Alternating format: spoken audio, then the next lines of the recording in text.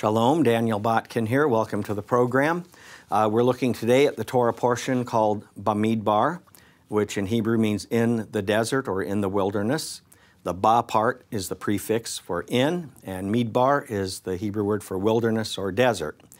I remember as a new believer, actually as a non-believer, when I was reading the Bible for the first time, I was reading about the wilderness in the Bible, and I had never been to Israel. I didn't know anything about Israel, and I would read about Moses and the children of Israel in the wilderness, and in my mind, I kind of pictured all these trees and forests, like the hills of Tennessee and Kentucky, all covered with green trees. I thought that's the kind of wilderness that Moses and the children of Israel were in. And then I went to Israel, and I realized, oh, it's not that kind of wilderness. It's the desert is what it is. But this book, BAMIDBAR, in English, of course, we call this book Numbers. And the reason we call this book Numbers is because it's got a whole lot of numbers in it. If you read the first few chapters, it's mostly just a bunch of numbers telling you how many people were in the tribe of Reuben, how many people were in the tribe of Simeon, how many people were in the tribe of Gad and Judah and all these other tribes of Israel. So it's a book full of numbers. So that's what we call it in English. But in Hebrew, it's called BAMIDBAR, in the wilderness. And it's interesting, if you look at that word for the wilderness, midbar, it's just a mem prefix. In Hebrew, I've noticed that a lot of nouns begin with the letter mem.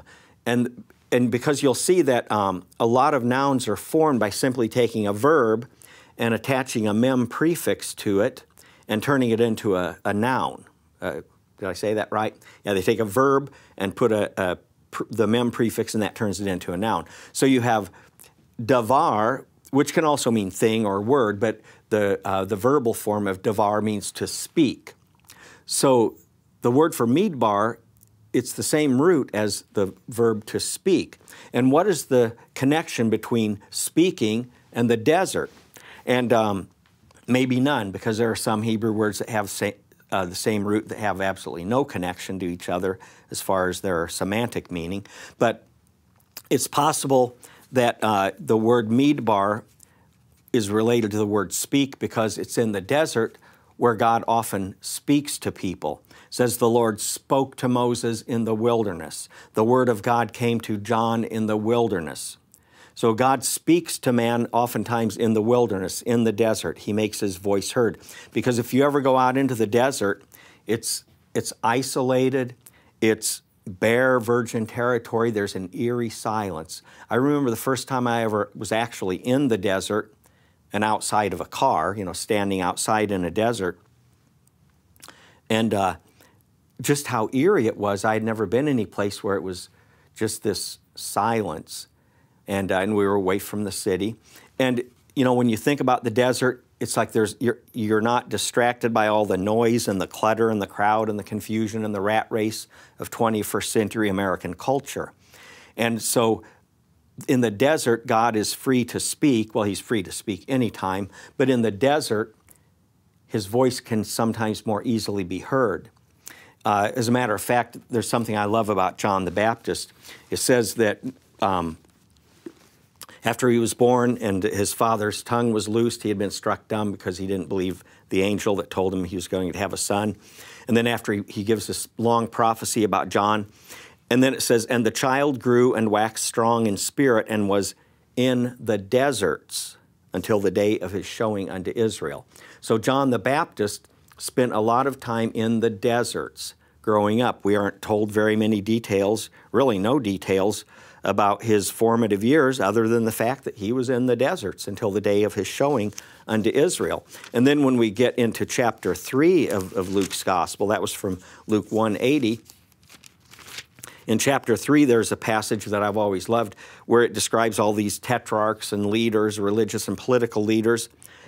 It says, in the 15th year of the reign of Tiberius Caesar, Pontius Pilate being governor of Judea, and Herod being tetrarch of Galilee, and his brother Philip tetrarch of Iturea, and of the region of Trachonitis and Licinius, the tetrarch of Abilene, Annas and Caiaphas being the high priests. Luke records all of these governors and tetrarchs and priests and so forth, all of the political and religious leaders of the day. And then he says, right after that he says, the word of God came unto John the son of Zechariah in the wilderness. So many times God will bypass all of the people that have worldly power, the political leaders, the religious leaders, all of the upper crust. He'll bypass those people, and he'll send the word of the Lord to some guy in the wilderness, some nobody, somebody who doesn't have some big shot reputation. He doesn't have any political power. He's just somebody who is a voice in the wilderness, or willing to become a voice in the wilderness. And so, you know, we talk about wanting to hear the voice of the Lord, to discern the mind of the Lord, to hear from God.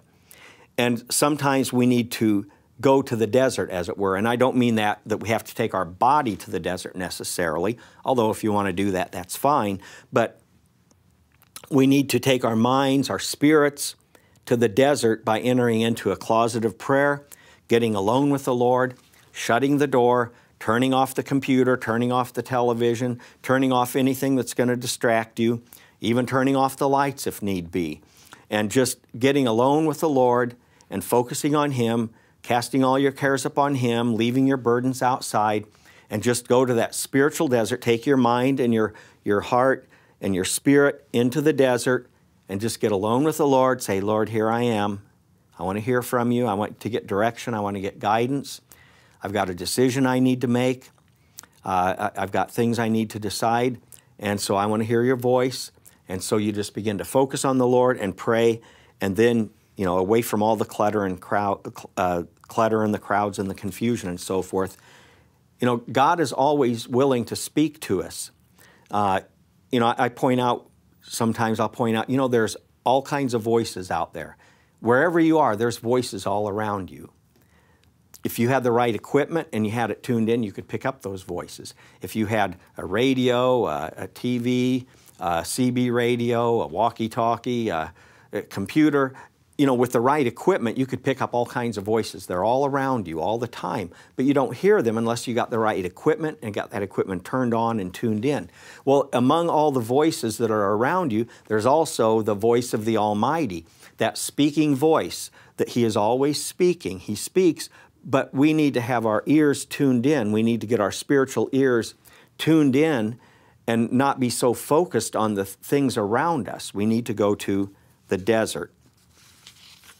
That's enough about the desert. You know, one thing I want to point out here about this first part of the book of Numbers is the purpose of the numbering. Why were they numbering the people? Well, the reason they were numbering them was to prepare them for warfare. If you remember back in Exodus chapter 13, talking about the children of Israel going out of Egypt to go into the promised land.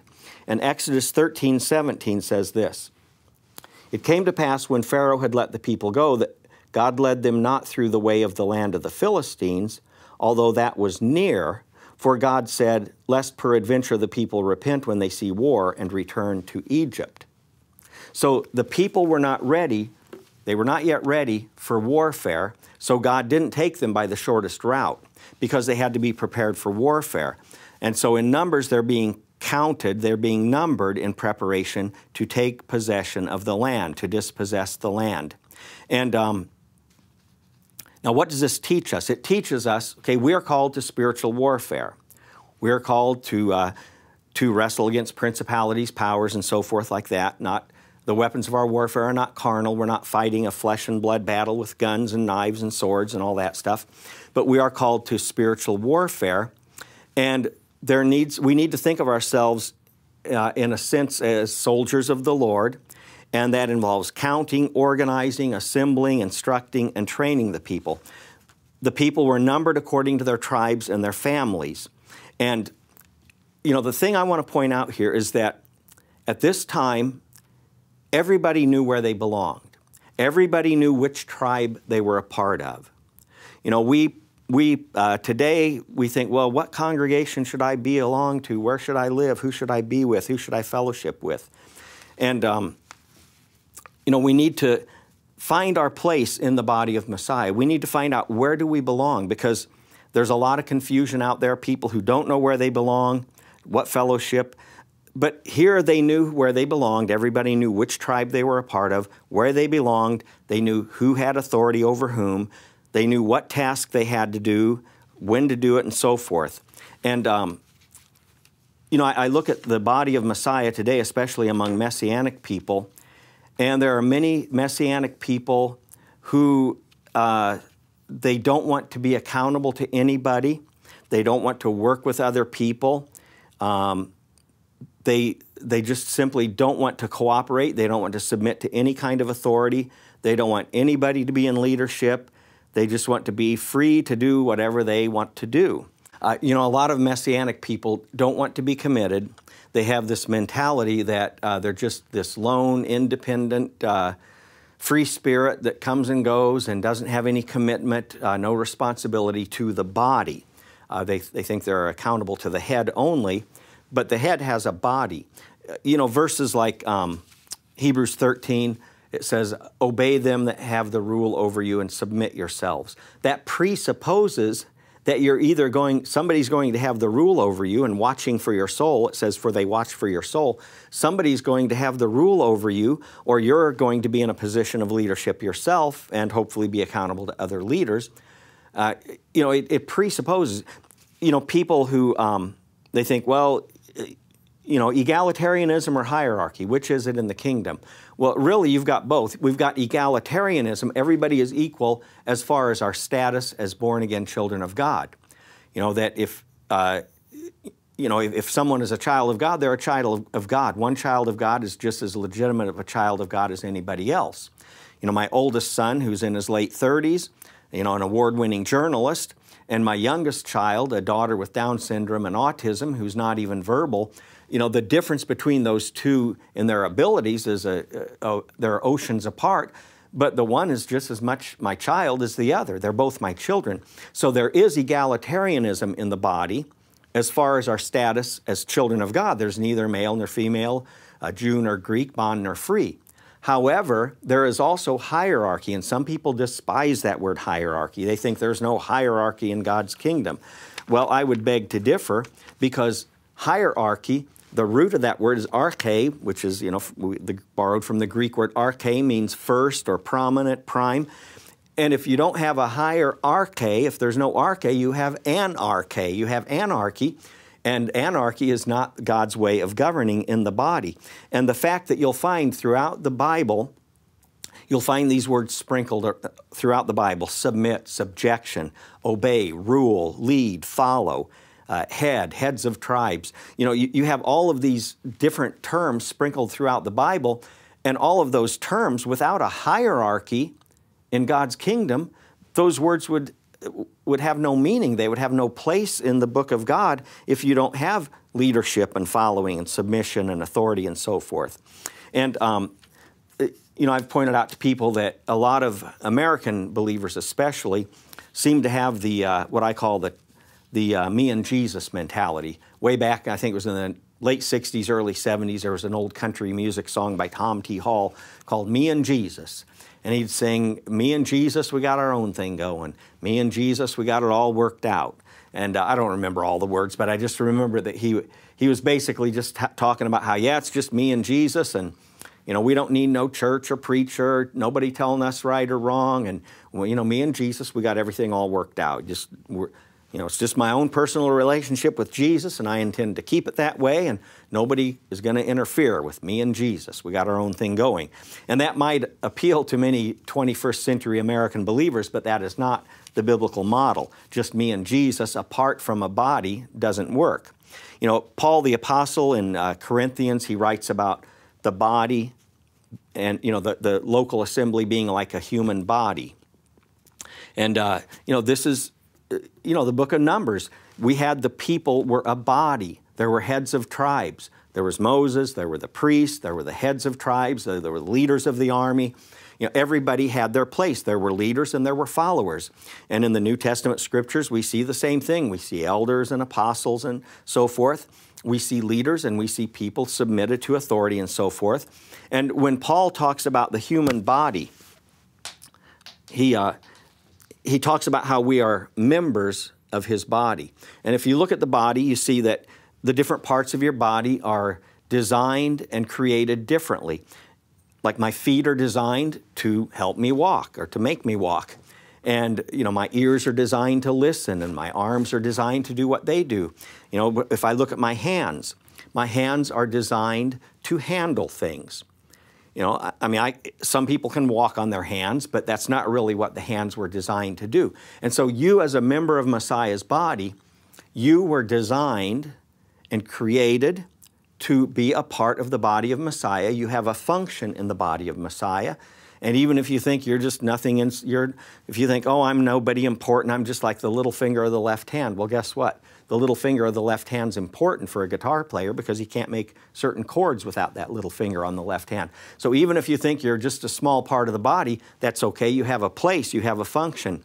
And, you know, I look at my hand here and I say, okay, this is a member of my body. It's a nice hand, I like it. I use it a lot. When I get up in the morning, I use it to, you know, brush my teeth and take a shower and, you know, anoint my hair and beard and brush my hair and beard. I use it to feed myself.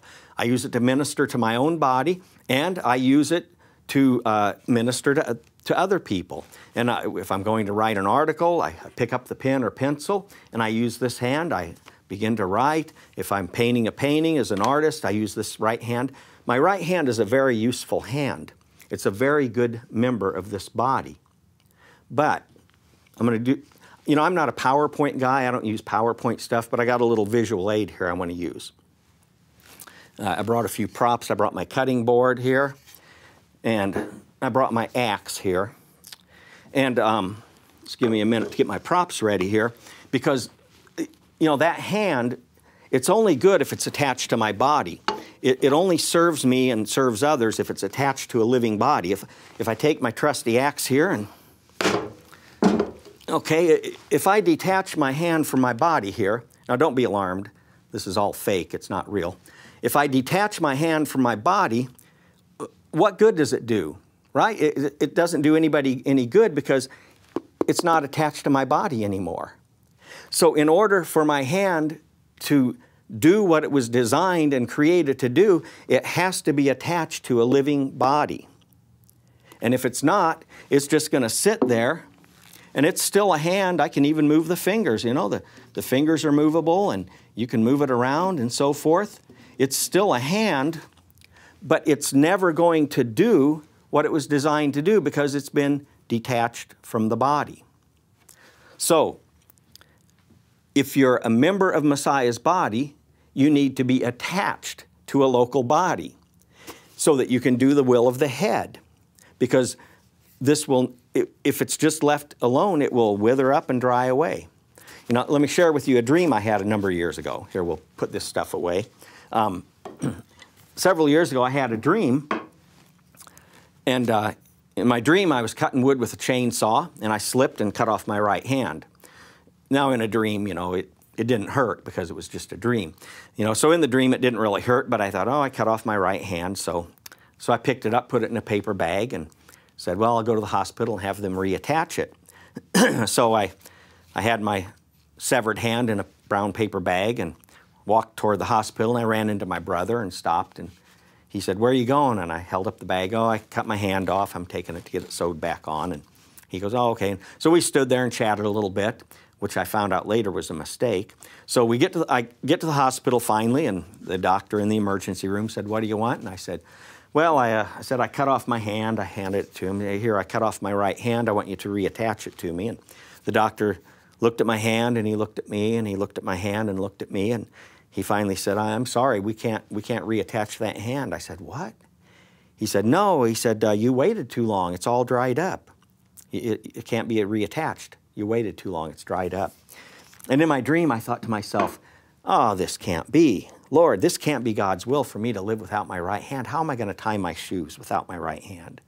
How am I going to open the door if I got a bag of groceries in my left hand? How am I going to open the door?